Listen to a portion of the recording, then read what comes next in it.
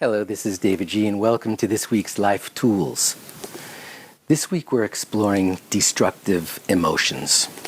Yes, it's out. De-stressifying is now here at a bookstore near you, online at Amazon, hayhouse.com, and davidji.com.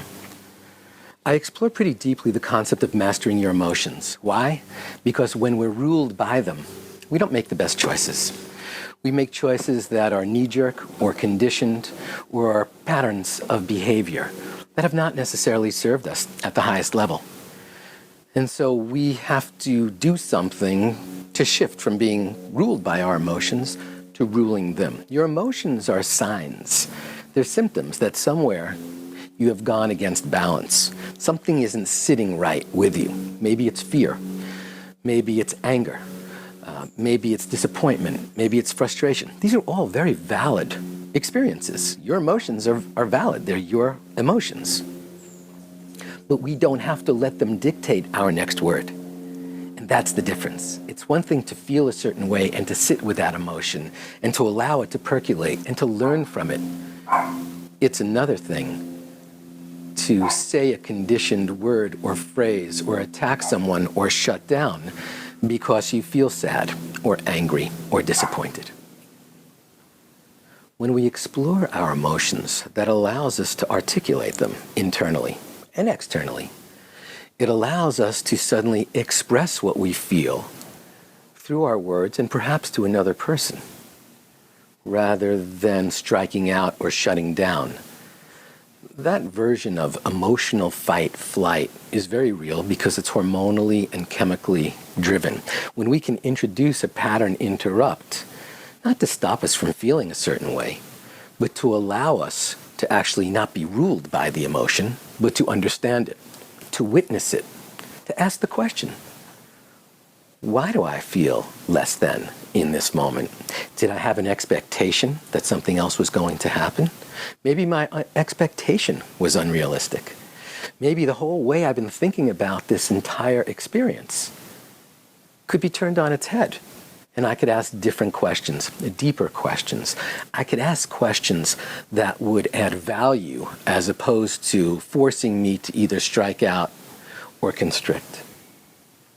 When we constrict, we might often say, oh, well, I was going to say something, but my words were going to be so vindictive, I just shut down and walked away. That's violent in its own way. That's not practicing ahimsa. Perhaps just sitting and witnessing and really absorbing the moment and saying, well, you know what? I could have said that, but that wasn't really the thing that I wanted to put out into the world. We always have to ask that question. Am I creating Ojas, sweet vital nectar, or am I creating ama, toxic residue? And what would I rather flow out into the world in this moment? What would I want to leave behind from this interaction? Ojas, sweet vital nectar, or ama, toxic residue? We get to ask that question before, during, and after we've had an experience, we've had an encounter or an interaction. And if as we suddenly start to feel that ripple of emotion, rather than allowing that conditioning that's been flowing through us since we're 5, 7, 9, 15, 25, how many years do you think you really need to reinforce that? Rather than flowing that, flow the witnessing. Absorb it all. And then ask yourself, what do I want to leave behind right now? Ojas or ama? It's a choice. And you may feel, no, that ama is burning inside me. I need to show somebody else how I'm feeling. I need to vent. I need to attack.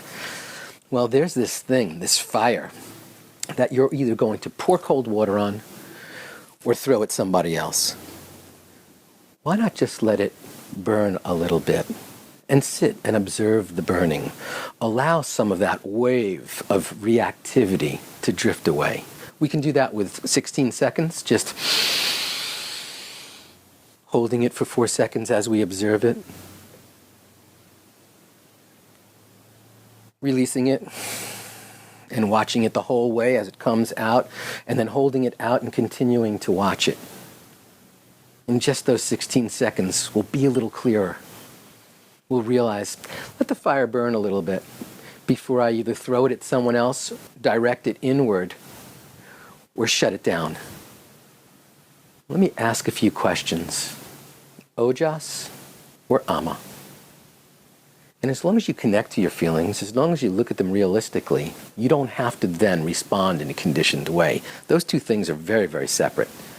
So let's feel. Let's have emotions.